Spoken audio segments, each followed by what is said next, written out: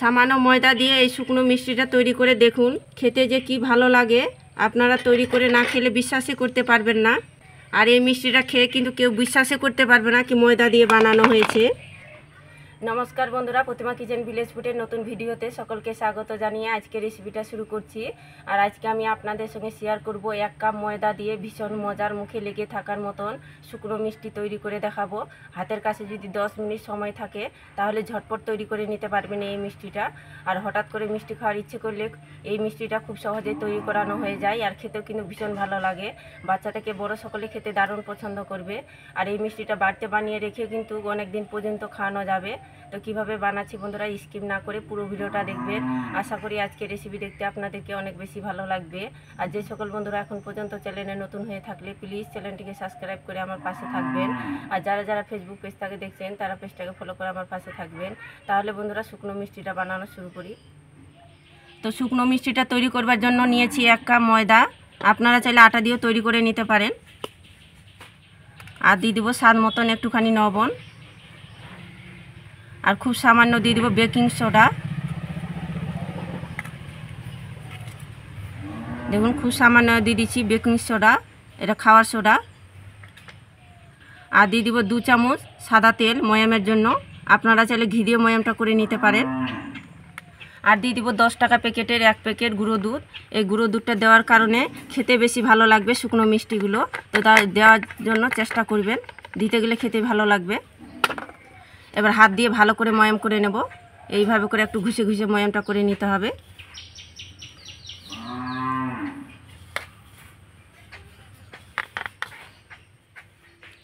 খুব ভালো করে ময়াম করে নিয়েছি। এইভাবে করে হাতে মুঠি করবেন, দলা পেকে যাবে, ভেঙে যাচ্ছে না। ঠিক এইভাবে করে ময়ামটা করে নিতে হবে। এবার অল্প অল্প জলটা দিয়ে মেখে একটা ডো বানিয়ে নেব।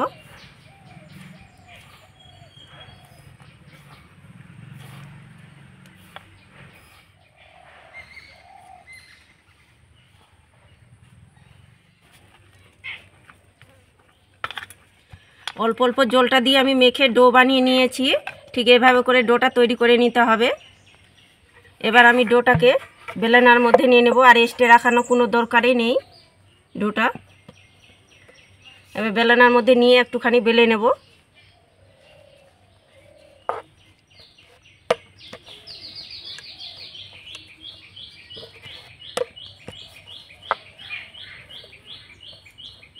এই দেখুন এইভাবে করে বেলে নিয়েছি। এবার ছুরি দিয়ে সমান করে মাঝখানটা কেটে নেব। কেটে আমি এইভাবে করে 4 ভাগে ভাগ করে নেব। এইভাবে করে একটার পর একটা চাপিয়ে দেব। এবার আমি হাত দিয়ে এইভাবে করে মুড়িয়ে নেব, ডো বানিয়ে নেব।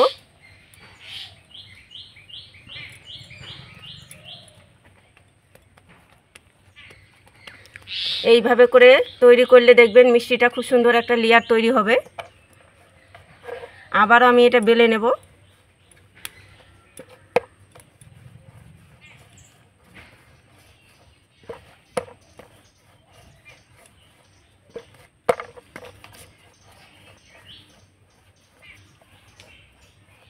এই দেখুন একইভাবে করে আবারও বেলে নিয়েছি। মাঝখানটা কেটে আমি সমানভাবে ভাগ করে নেব 4 ভাগে, একইভাবে করে।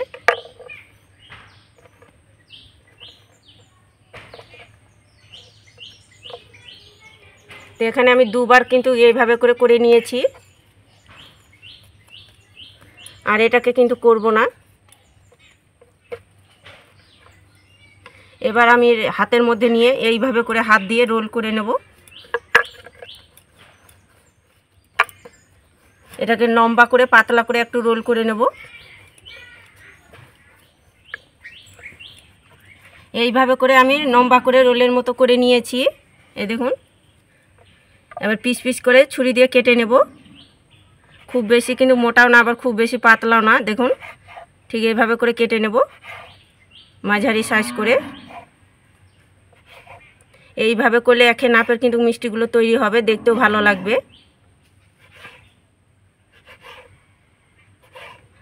আর এই মিষ্টিটা বানানো এতটাই সহজ কি একবার দেখাতে যে কেউ তৈরি করে নিতে পারবে। তৈরি করানো জলের মতন সহজ। তো সবগুলো পিস পিস করে কেটে নিয়েছি। একটা লেচি হাতের মধ্যে নিয়ে আমি এইভাবে করে লম্বা করে নেব।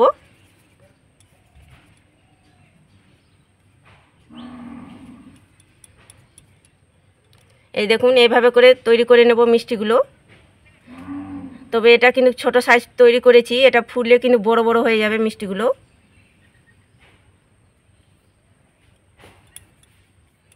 একটু হাত দিয়ে এইভাবে করে একটু করে নিতে হবে।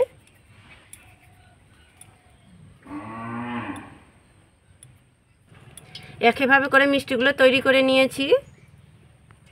আর এদিকে মিষ্টিগুলো ভাজার জন্য উনুনে আমি তেলটা গরম করে নিয়েছি, আর হালকা মিডিয়াম তেলটা গরম করে নিতে হবে। এবার মিষ্টিগুলো ভেজে নেব। একে একে তেলের মধ্যে মিষ্টিগুলো ছেড়ে দেব। এই দেখুন এইভাবে কিন্তু হালকা গরম তেলের মধ্যে ছাড়তে হবে, নাহলে তাড়াতাড়ি কালার চলে আসবে আর কাঁচা থেকে যাবে ভিতরে।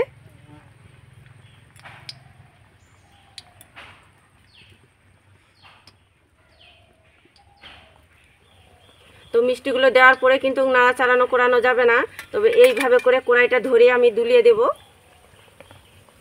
প্রথমে কিন্তু হালকা আঁচে কিন্তু ভেজে নিতে হবে, তারপর ধীরে ধীরে আঁচটা বাড়িয়ে কিন্তু ভেজে নিতে হবে। এবার আমি আঁচটাকে হালকা বাড়িয়ে কিন্তু ভেজে নেব, উল্টে পাল্টে মিষ্টিগুলো দেব। আর এই দেখুন কিছুক্ষণ পরে কিন্তু তেল থেকে কত সুন্দরভাবে ভেসে এসেছে মিষ্টিগুলো। উল্টে পাল্টে ভেজে নিতে হবে।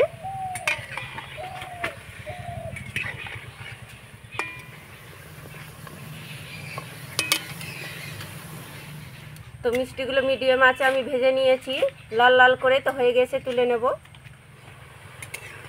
এই দেখুন ঠিক এভাবে করে আমি ভেজে নিয়েছি লাল লাল করে।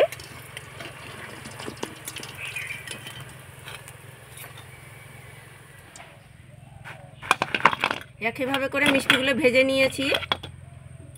মিষ্টির জন্য আমি সেরাটা তৈরি করে নেব। তো নিয়েছি 1 বাটি চিনি আর 2টো এলাচ নিয়েছি, কড়াইয়ের মধ্যে দিয়ে দিব। আর 1 বাটি থেকে একটু কম দিয়ে দিব জল। একটু ঘন সেরাটা তৈরি করে নিতে হবে। এবার চিনি জলটা একটু নাড়াচাড়া করে আমি সেরাটা তৈরি করে নেব। চিনি জলটা খুব ভালো করে ফুটিয়ে নিয়েছি, আর খুব বেশি কিন্তু ঘন করানোর দরকার নেই, যেহেতু আমি সমপরিমাণের থেকেও আমি কম দিয়েছি জলটা পরিমাণ। এবার আমি ভেজে রাখা মিষ্টিগুলো দিয়ে দেবো সেরার মধ্যে। আর এদিকে আমি উনুনের আঁচটা একদম নিভিয়ে দেব। এইভাবে একটু নাড়াচাড়া করব।